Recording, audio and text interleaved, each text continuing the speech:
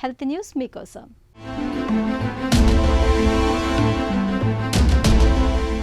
నిద్రలో ఊపిరి తీసుకునే ప్రక్రియకు అవరోధాలు కలిగించే స్లీప్ యాప్నియా సమస్యకు సరికొత్త చికిత్సను సిఫార్సు చేస్తున్నారు మన దేశానికి చెందిన శాస్త్రవేత్తలు.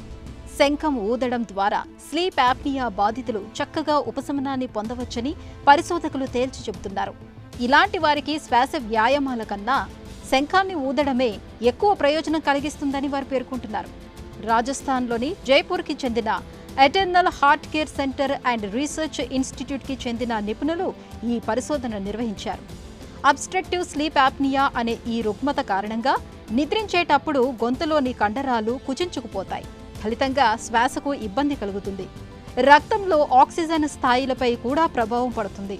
దీనివల్ల నిద్ర నాణ్యత తగ్గుతుంది. ఫలితంగా రోజంతా అలసట, నిద్రమత్తుగా ఉంటుంది. తాజా పరిశోధనలో భాగంగా జైపూర్ పరిశోధకులు స్లీప్ యాప్నియా రుగ్మత ఓ మోస్తారు స్థాయిలో ఉన్న 30 మందిని ఎంపిక చేశారు. ఈ వాలంటీర్లలో సగం మందికి 15 నిమిషాల పాటు శంఖం ఊదేలా శిక్షణ ఇచ్చారు. 6 నెలల విరామం తర్వాత వాలంటీర్లను పరిశీలించినప్పుడు శంఖం ఊదిన వారికి నిద్ర బాగా పడుతున్నట్లు తేలింది. వీరిలో పగటిపూట నిద్రమత్తు 34% వరకు తగ్గినట్లు తేలింది. అలాగే నిద్ర సమయంలో వారి రక్తంలో ఆక్సిజన్ స్థాయిలు కూడా మెరుగుపడినట్లు పరిశోధకులు గుర్తించారు.